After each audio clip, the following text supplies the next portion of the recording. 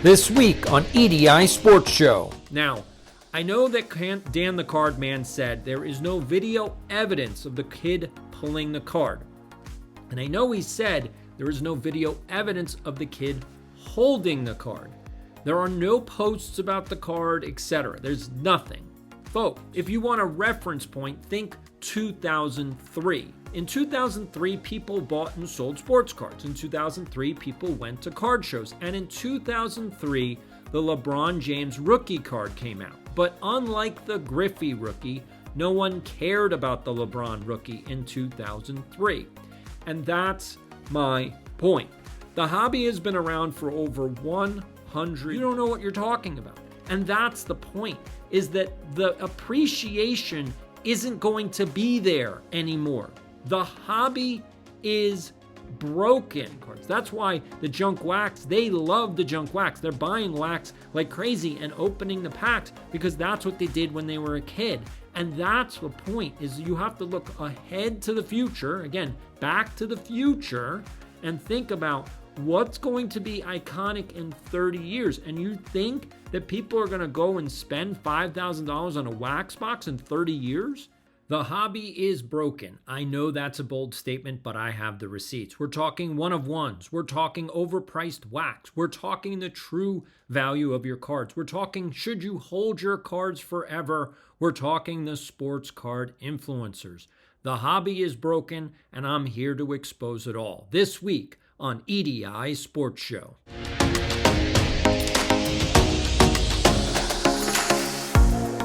Welcome back to EDI Sports Show. I'll be your host, Doc Schwartz. And if you're new here, hit the subscribe button if you love sports and sports cards. I have a big show this week. We are talking the hobby is broken, and I'm here to prove the facts to you. So where should we begin? Let's start with one of the biggest stories in the hobby, and that is the one-of-one MLB patch Paul Skeens cards. Collect ran a story on it. Sportscard Radio tweeted about it. Dan the Card Man did a video about it, and the entire hobby is speculating what happened. Even Ken Golden got his panties in a bunch on his 6-acre mansion in New Jersey. So what's the truth? Unfortunately for everyone in the hobby who likes to speculate about conspiracy theories, the truth is very boring. And the truth is right in front of you guys, but you just refuse to listen, so here we go. The Paul Skeens one-of-one MLB patch was pulled around Christmas. We know this because the 11-year-old that pulled it said it was a gift. Now, either this was a Christmas gift or it was a birthday gift, or he got a really good grades on his first marking period report card. Let's face it, he's an 11-year-old, and there are still good parents in the world despite all the nonsense about P. Diddy and LeBron James trying to groom Justin Bieber. Now, I know that Dan the Card Man said there is no video evidence of the kid pulling the card. And I know he said there is no video evidence of the kid holding the card. There are no posts about the card, etc. There's nothing. Folks, I know this is hard to believe, but not everyone lives in the metaverse. There are still normal people in the world who don't live on social media and don't live with their phones attached to their hip. I understand those people are rare, but I'm one of them. Many of my friends are like, how come you don't have your phone with you 24/7? Because I run my own life, that's why. My phone is a tool and I use it when I need it. It doesn't run me. Therefore, there is no video evidence of the Paul Skeens 101 debut patch. Get over it. And kudos to the parents. Honestly, I wish I could talk to those parents and congratulate them on the biggest lottery in recent memory. But the controversy doesn't end there. No, Ken Golden, head of Golden Auction, started to cry because no one contacted him about selling the card. Yes, the big man, yes, the Netflix guru was left out in the cold over the Paul Skeens card, and he's really pissed off. Could this be the end of Golden Auctions, and could we now say that Netflix has a curse? The card is being sold on Fanatics auction site. Yes, if you recall my episode, All the Mistakes Fanatics Made in 15 Minutes, they bought PWCC and it turned it into their own auction site. And that's it. That's the story. No conspiracy, no shenanigans, no foul play, nothing. Just a lot of speculation, a lot of hype, which Fanatics loves. You guys are propping Fanatics up with your nonsense narratives.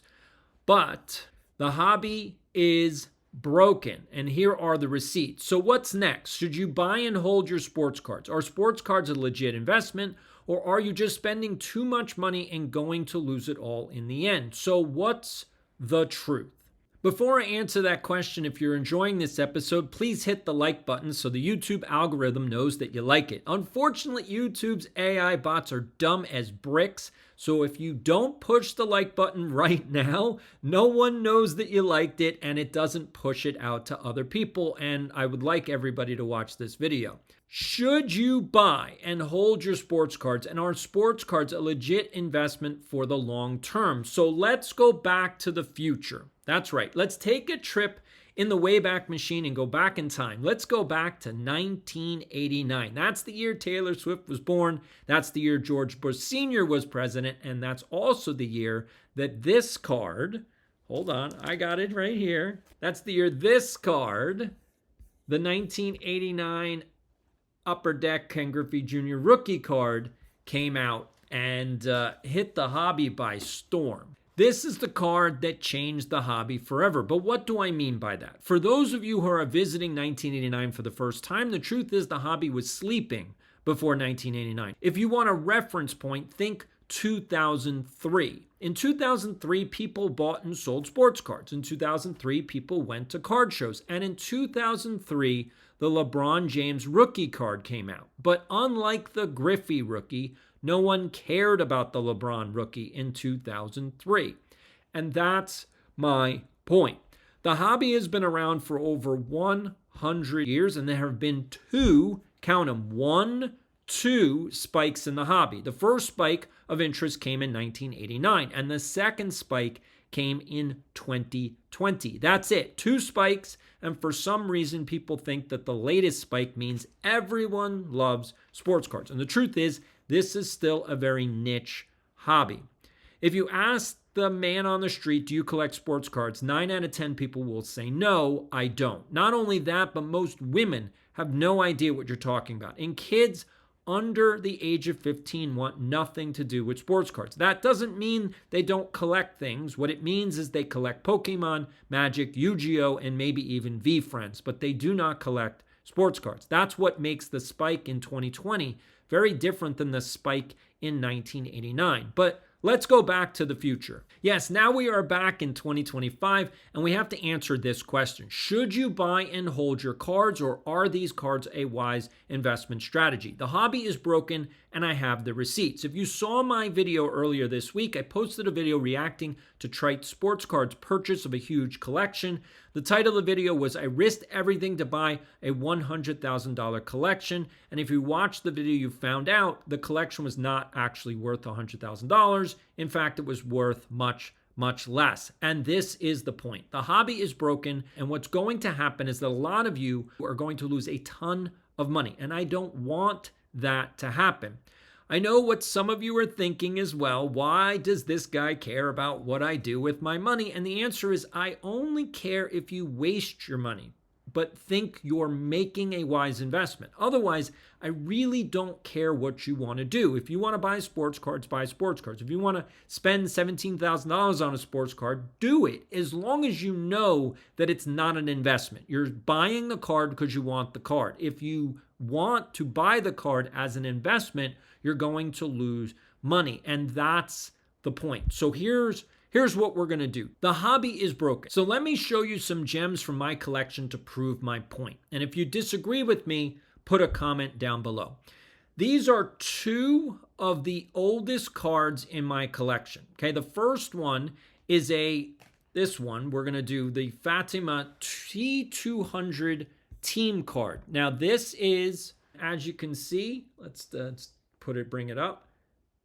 That is Christy Mathewson. It includes him on the team.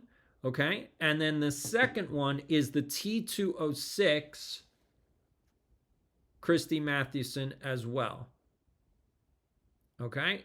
So this card is from 1913, and this one is from 1909, 1911. Now, the reason that I want to highlight those cards is because of the fact that I bought these cards way back in 1988. And the problem is that you're trying to think like, okay, should I buy these cards as an investment? Now, here's my point. I bought this card in 1988 for $60. And I bought this card, this team card, for $80. Now, what are they worth today? Well, this card right now is worth around $1,500 to $2,000. And this card, the big one, is worth around $1,000. Now, you might think like, okay, that's a great thing. Like, okay, so that's an investment. I spent 60 and 80 and they're worth 1,500 and 2,000, right? I mean, you're going, hey, you're proving yourself wrong. You're proving that these cards are an investment. But here's my point. If you buy these cards today, again, at $1,000 and $1,500, what do they have to be in the future? So think about that.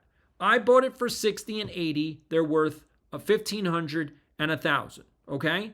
Now you buy it for $1,500 and $1,000. What are they going to be worth in the future? Are you telling me that this card is going to be worth $15,000 in the future and this card is going to be worth $10,000 in the future?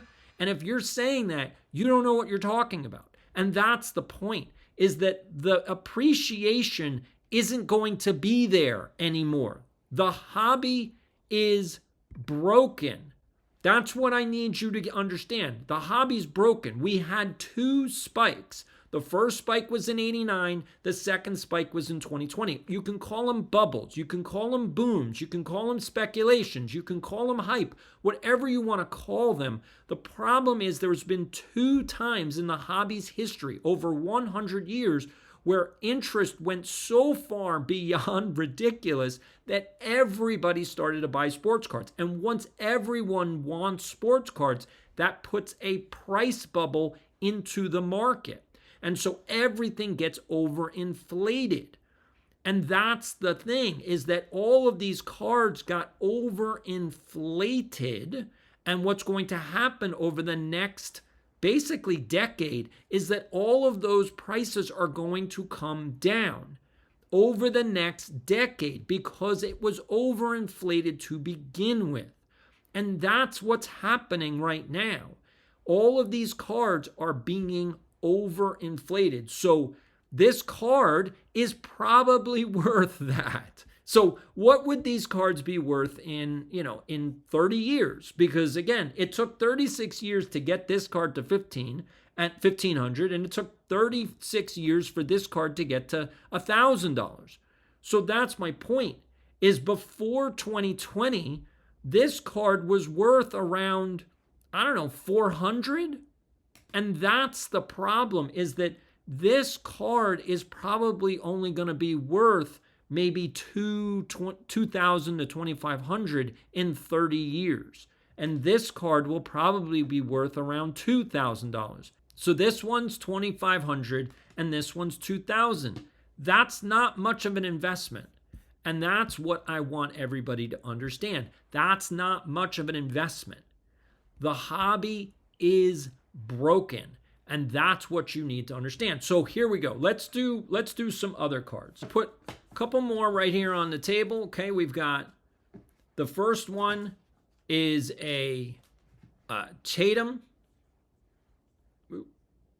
Got to go this way. So this is a Tatum rookie. This is a 2017 Donruss Optic Jason Tatum rookie card.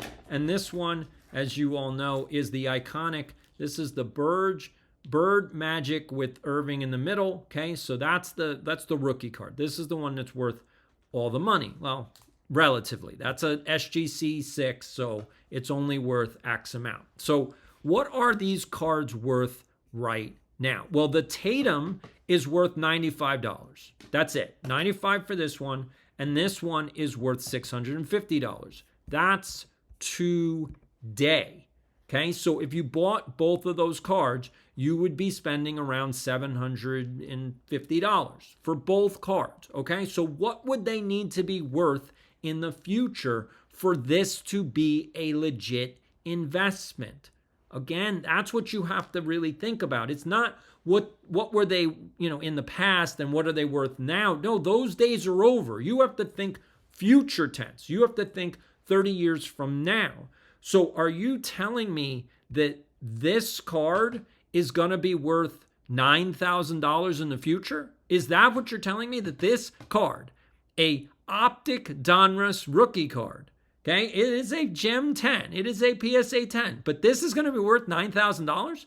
I mean, are you kidding me? This is not going to be worth $9,000. There's no way that's going to be worth $9,000. And are you telling me that this card is going to be worth, it's 650, so it's going to be worth 6,500 in the future, in 30 years? 6,500. I'm hard pressed to believe you. I'm sorry, but this card is not going to be worth 6,500 in the future. That's just not happening. And this is where everybody's getting themselves into trouble. These cards are not going to be worth that much money in the future. Now, I'm not saying they're not worth anything. Yes, is Jason Tatum a great player? Absolutely. Will this card be worth something in the future? Absolutely. What will it be worth? If I had to guess, I would say that it's probably going to be worth around 150 to 200 in, let's say, 10, 15 years. In 20 years, maybe 250. This card's not going to be worth all that much money. It's just not happening. Now, this card might go up more only because, again, it's vintage and no one graded vintage back in the day. So all the grading, like all the cards are being graded now, and there's not going to be many cards at these higher grades. Now, 6 is not, it's a higher grade, but it's average, like a 5, 6, or a 7 is an average grade. As an 8, 9, or 10, like now you're really starting to talk about mint cards, okay? So near mint and mint. So that's my point, is this is a 6. So it's worth 650 right now. What will it be worth in 10 years, 20 years? I would say it's going to be closer to probably, in 10 years, probably going to be worth about 1,000. And in 20 years, it'll probably be worth $1,500, maybe $2,000. That's it. That's it. I'm just trying to make this very clear to everybody, is that your investments aren't really investments. Like, yes, they have these cards have value. Absolutely, they have value. But the hobby is broken. All right, let's do one more batch. Okay, now these are all gems from my collection. All right, these are all gems from my collection. So let's do this. Let's put together. So this is the new lot. All right, so we've got a Justin Jefferson rookie. So this is an Optic Holo and only a 9.5. This one is a Mahomes Tyreek Hill dual patch. This is from 2019, okay? And then this one, the iconic, this is the Joe Namath rookie, and it only got a 2.5. I want to be clear, okay? Only a 2.5. So what if you were to buy these cards today, what would you have to pay for them? So let's start with the Justin Jefferson. The Justin Jefferson would cost you $75 today if you wanted to buy it, okay? The Mahomes patch, okay, this one would cost you $1,000, all right? And the most expensive card is this one, okay? The Namath rookie, that would cost you around $2,000 today, okay? Today, that's what it would cost you. So if this is an investment, how much do these cards need to be worth? Well, let's take a look. So this card, if you want it to be an investment in 30 years, this card needs to be worth $20,000. This card needs to be worth $10,000. And this card needs to be worth around $7,500. That's in 30 years if you want to make this a legit investment. And that's the problem, is that none of these cards are going to be worth that kind of money. Now, I'm going to say this, that I think that these two cards are going to retain more value than this card. Absolutely. This is just a regular rookie card. There's nothing special about it. It's an Optic Holo, yes, so it looks cool. But this card is just iconic. It's just a Justin Jefferson rookie card. Everybody knows it. And so it'll probably be worth around what the Ken Griffey 89 rookie is worth, So this is worth 75 right now. So in 30 years, this will probably be worth about $100 or $150. That's it.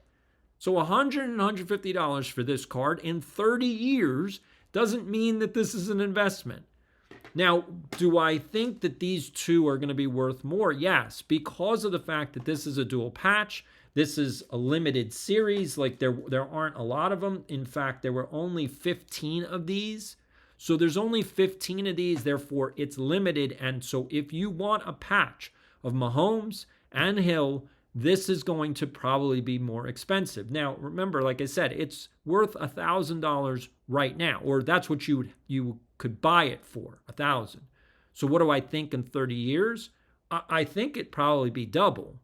Probably about 2,000, maybe 2,500. That's in 30 years. So it's still going to be an expensive card, but it's not going to the moon. Now, this one, on the other hand, I think probably will go up more. This is worth, like I said, this one right now, you can buy it for about $2,000. This one, I think, is going to be worth maybe $5,000 or $6,000 30 years from now. Because of the fact that it's Joe Namath, he's iconic. If football is big and football's only going to get bigger in the future, I think this card probably has more upside than any other card. All right, let's do one more round, okay? One more round, because I just really want to make this clear so that everybody understands what I'm talking about. All right, I'm putting stuff down. Let's get back to the screen. Here we go. All right, these are some baseball cards. Now, I didn't do a lot with baseball, so here we go. So the first one is the Munson. This is a 71 Munson. This is a second year. Okay, this is a second year. This is, you could buy this card for $70. That's it, $70, not expensive. This is the 56 Jackie Robinson. You can buy this one for, hold on, let me see what it says. You could buy the Jackie for $600, and the Clemente, this one, you can buy it for $200. Okay, $200. That's not a lot. And then the last one, which we all know, is the iconic Ken Griffey Jr. card, and this one you can buy for about $55. Okay, right now, buy it for about $55. So I'm going to put them all together. Here we go. 1, 2, 3, and 4. Okay, we got the 4 cards out there. So if this is an investment, all right, we're going to do this. If this is an investment, this card needs to be worth $600 in 30 years. Do you think that's going to happen? I mean, put your answer in the comments. Do you think this card is going to be worth $600 in 30 years? I don't think so. This card needs to be worth $2,000 in 30 years. And this card needs to be worth $6,000 in 30 years. And this one needs to be worth $700 in 30 years. Again, if this is a legit investment, because that's 10xing each card. And the problem is that's not going to happen. What this card will be worth in 30 years is probably about $100, maybe $150. This one is probably going to be worth, I mean, it's $200 now. You know, I would say $1,000 in 30 years. This one is probably going to be the most expensive one because it's a Jackie, and Jackie is the most iconic player. Like, I mean, you have to really look at like players and understand their relevance within the hobby and then the space and why cards are worth what they're worth. So this one, which is $600 now, this one probably in 30 years will probably be worth maybe like $3,000 to $4,000. Absolutely. This one will probably appreciate the most. And this one that's worth $70, like you can buy it for $70 right now, it'll probably be worth $100 or $150. But it'd be the same as the Ken Griffey card.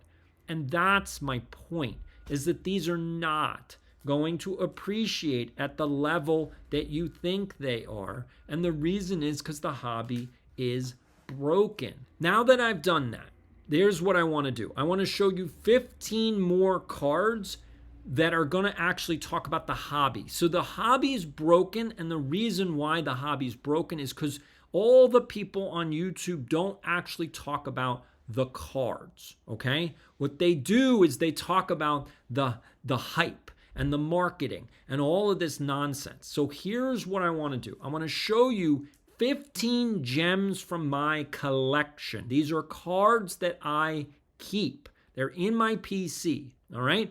None of them, I don't think any of them you're going to get crazy over. So here is the iconic 1990 score Bo Jackson card, okay?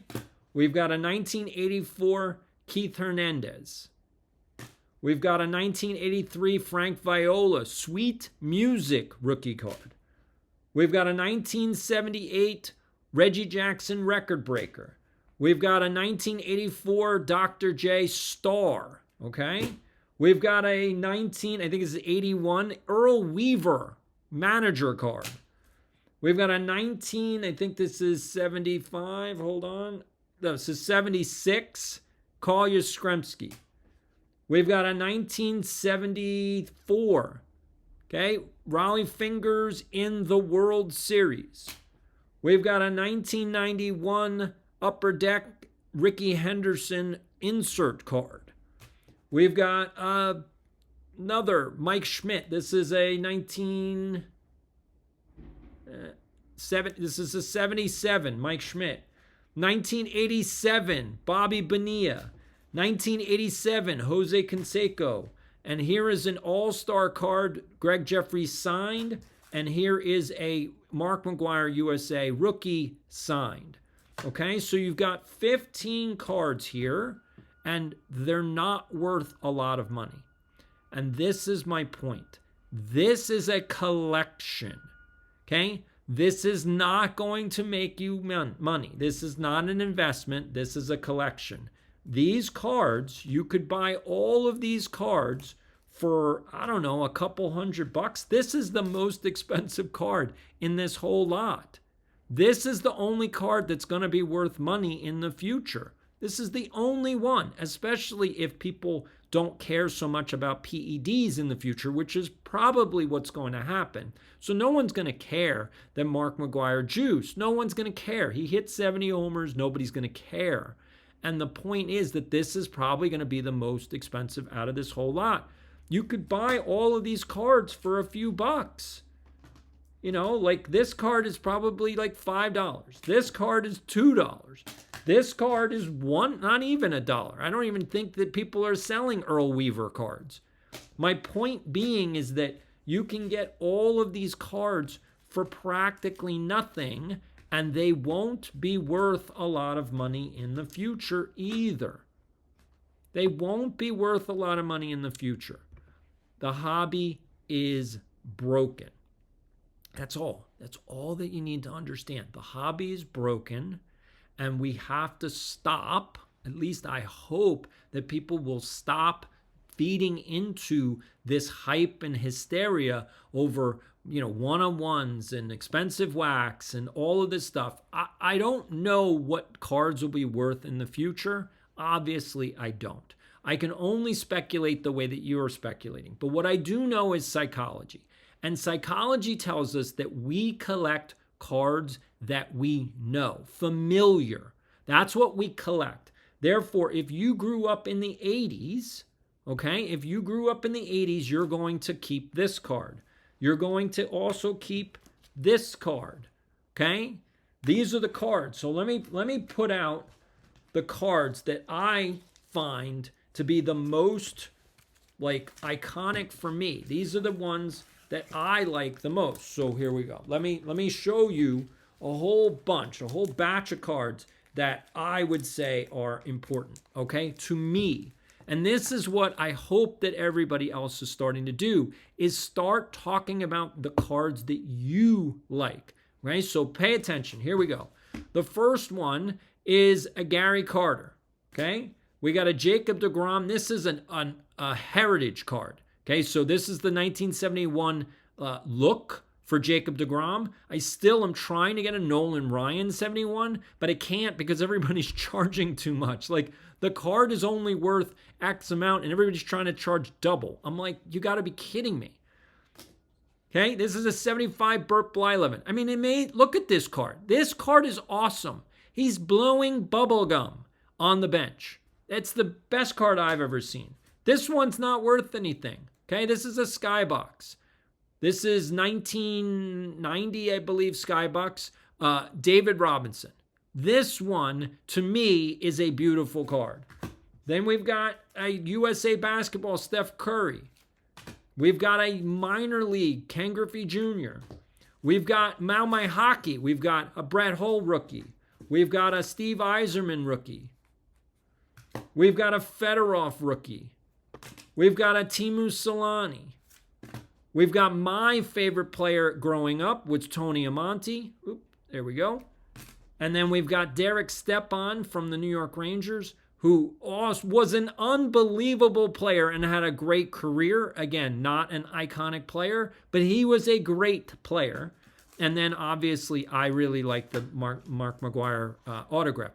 Those cards are not worth a lot of money. They're not worth a lot of money. And that's my point, is that we have to stop. Hopefully, everybody that's watching this stops with this broken mentality that every single card needs to be worth $17 million. It's not going to happen. And it's also, that's not the hobby. That's not sustainable. That's not long-term. These are the iconic cards that you can see here. You got the 52 Mantle. You've got the Brady rookie auto patch. You've got the Wayne Gretzky. You got the Paul Skeens 101, and you got LeBron James right there. Those are iconic cards, absolutely. And those cards are worth a lot of money, sure. But if you buy them today, you're not going to 10x your money. That's why the hobby's broken. We already had the two, okay? Understand, 2 spikes in the hobby, 2 bubbles, 2 balloons, 2, massive levels of hysteria, 1989 and 2020. So if things keep going the way it's going, then we're not going to see another boom until 2055. Do you really want to wait till 2055 for the next bubble? I mean, you got to be kidding me. You're going to basically tie up all of your money for that? It makes no sense. That makes no sense. So here's what I want you to do. Well, first, I want you to hit the like button, because otherwise the AI bots do not know that you need to push this video out. So hopefully if you like this, please hit the like button. Please, just do me a favor. All right. Now, the second thing that I want you to do is I want you to go to my X or Instagram account, okay? And this is what I want you to do. I want you to go to my X or Instagram account, and I want you to pick 5 of your gems from your PC. Any 5. You can pick, so here we go. 1, 2, 3, 4, 5. Okay, so 5 cards. I want you to take a picture. Let's do this. Okay, I want you to take a picture, and I want you to then tweet it out, post it out, and I want you to tag me, okay? I want you to take a picture, and then I want you to tag me at EDI Sports Cards. I want to see the stuff that you have, okay? Not like you can do your most expensive stuff, but I want to see real PC cards from you. So take a picture. These are 5 cards. I want you to take a picture. I want you to post it on either Instagram or X, and then tag me, EDI Sports Cards. I want to see your collection. I want to see your top 5 gems. Understand, these are gems to me. They're not expensive. The most expensive thing is probably this card, okay? The Ken Griffey rookie card. That's probably about $100. I didn't look it up. I'm going to say that. I didn't look it up, so it could be worth more, but I think it's probably worth about 100. This is worth about 40 to 50 because it's ungraded. It's just the way it is. None of these others. This is probably worth about 5 to 10. This is probably worth 2. And this one is probably worth about 2 or 3. So this is not an expensive lot, but this is my PC. And that's what I am trying to talk about. I'm trying to talk about the real hobby, not the fake hobby, not the broken hobby, not the hobby where it's expensive wax and one-of-ones and breaks and you spend all of your hard-earned money in the hopes of trying to get some kind of lottery ticket. And then what? So, okay, fine. Like if I were ever to pull, and I won't because I'll never buy any of these boxes, but if I ever pulled the debut patch, I wouldn't hold it. I would sell it immediately. I would take the money. And that's my point is, so the 11-year-old pulled this card and he sold it immediately. Well, what's the point of that? And anybody that buys that card at $1 million, what do you think you're going to get on return on investment? You're not going to get much. In fact, you're probably going to lose money because of inflation. You're probably going to lose money. Like it's not going to appreciate more than inflation. So you're actually losing money in the process, which is why this is not an investment. Sports cards do not keep up with the price of inflation. They do not keep up with the price of inflation. Therefore, these are not an asset class. These are not a good investment. These are a collectible. That's it. They're a collectible. That means that that's what you should do. You should collect them and pay realistic values for them. Realistic. And unfortunately, right now, we are suffering through the second boom bubble. And because of that, people still have inflated ideas as to what these cards are worth.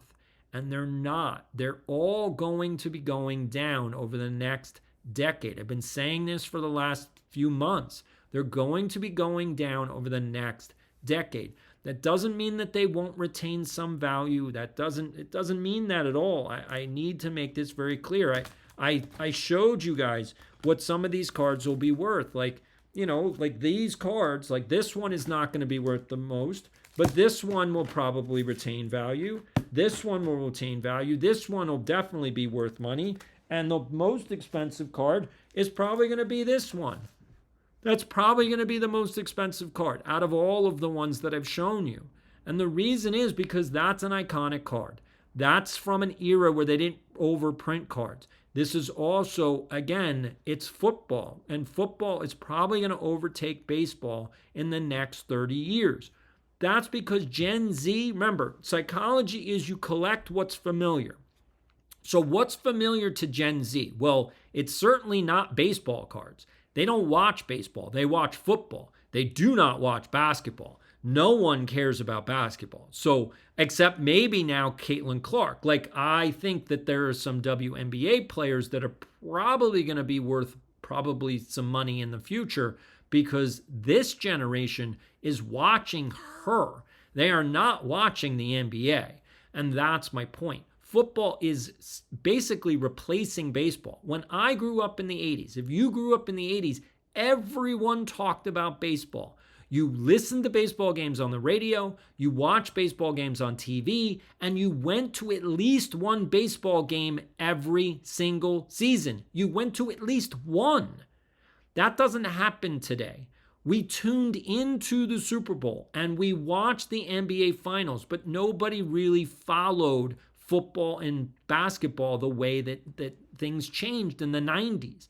In the 90s, basketball became the most dominant sport because of the Dream Team, because of Michael Jordan, because of all the marketing and the advertising that the NBA did. And they had not just iconic players, but they had iconic characters. I mean, Charles Barkley was unreal. Like Sir Charles, like he was a personality, which we all know. I mean, you see Charles now on television. He is a personality. He's a force to be reckoned with.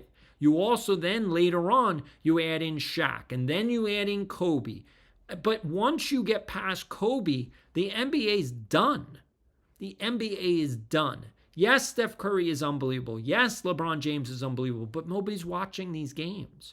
Nobody's watching. So that's the problem, is that's not so baseball is also on the downswing. It's not what it used to be. Football is replacing baseball. So in 30 years from now, which cards will be the most valuable cards? Well, they're not going to be a lot of baseball players. It's probably going to be a lot more of these vintage football players because football is replacing. Everybody watches football. Everybody watches, and the Super Bowl at this point is like, is the most watched major sports event for any sport. It just, nobody else comes even close. Now, it doesn't mean anything because more people watch esports, like the sports championships or like League of Legends, blows the Super Bowl out of the water. I need to make that clear. But the Super Bowl is by far the most watched sporting event in the world. So that's my point, is football is replacing baseball. Therefore, what are the players for the next 30 years? Well, in baseball, I think you have two players. I think you have Shohei Ohtani, and I think you have Juan Soto.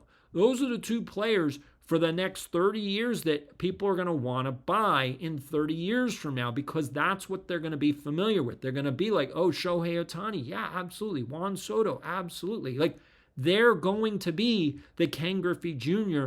of this generation. And if you're looking at football, honestly, I think that you have, these two players. I think you have, where is it? Here we go. I think you have these two players. I think you have Justin Jefferson, and I think you have Patrick Mahomes. Now, I'm not saying these cards. I'm saying these players. Justin Jefferson and Patrick Mahomes are going to be what people are going to collect in 30 years. Now, also will add that I think Josh Allen will be collected in 30 years as well, especially if he can win one Super Bowl. Like, he just needs to win one. Because if he can do that, then he's going to be the John Elway of this generation. Josh Allen is unreal. He's really good. And he only needs to win one Super Bowl to put himself into that iconic category where he's a champion. And he's got unbelievable stats, and he's a great quarterback. So that's my point, is you got Justin Jefferson, Patrick Mahomes, and then you've got Josh Allen. And that's what's going to be collected in 30 years. I know that it probably makes a lot of people upset, because they'll be like, well, what about Justin Herbert? Well, I'm going to say to you, well, what about Joe Kelly? What about, I mean, there are so many players in NFL history. Like, why doesn't anybody collect them? What about Fran Tarkenton? What about, Frank Gifford? What about, what about Y.A. Tittle? I'm sorry, but that's the point, is that people are they're not collecting these players at that level. Nobody's collecting Terry Bradshaw. Why? Because nobody watched football. So you're only collecting them because someone else is saying, oh, these are the top players. These are the players that you should look at. But nobody is coming from a sense of familiarity. Nobody watched these players, therefore they don't have any attachment to the players.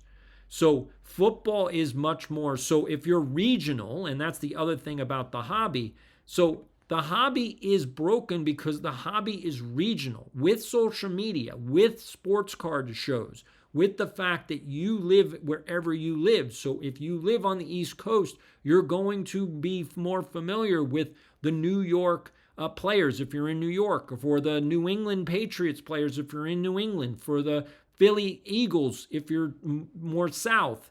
If you're down in Florida, you're going to be collecting the Miami Dolphins and the Tampa Bay Bucks. And so that's my point, is that those players are going to be more important to you based on your region, because that's what's happened with the media landscape. You're watching the players that you are more familiar with. You're going to collect the cards that you're more familiar with. You're not going to just collect cards just because people tell you to. And so that's why the hobby is broken. And that's why more and more people are getting turned off and leaving the hobby. There are more people leaving the hobby than are getting into the hobby right now. The boom brought in millions and millions of eyeballs. Again, Gary Vee used to talk about sports cards almost every month from 2017 all the way through 2021. And then he stopped. Okay, so for basically 3-4 years, millions and millions of people were hearing about sports cards for the very first time. That's the Gen Z generation. They heard about, sports cards. What's that? They all knew Pokemon, but they had no idea what sports cards were. And so now they're going, oh, okay. So who are the players that they got involved with? And that's what we're talking about. They're not getting involved with the 89 Ken Griffey card. They could care less about him. The people that are buying the Ken Griffey are the millennials. That's who's buying Ken Griffey cards. That's who's buying all the iconic 87 cards. That's why the junk wax, they love the junk wax. They're buying wax like crazy and opening the packs because that's what they did when they were a kid. And that's the point, is you have to look ahead to the future, again, back to the future, and think about what's going to be iconic in 30 years. And you think that people are going to go and spend $5,000 on a wax box in 30 years? First of all the 101s are already pulled. So then why are the wax worth anything? If all the lottery tickets are gone, then the wax boxes aren't worth anything. Like, now that the Skeens is pulled, any unopened wax isn't worth that much. It's just not worth that much. It's worth whatever the cards in the box are, which are all what? Like $10 cards? So a $4,000 box is now worth like $300. I mean, if you're holding on to wax, you have a real problem. The hobby is broken. All right, anyway, I want everybody to hit the like button. Please do me that favor. I want to thank everybody for joining me this week. I will get to the viewer comments next week, so don't forget to put your comments down below. This is Doc saying, have a great weekend.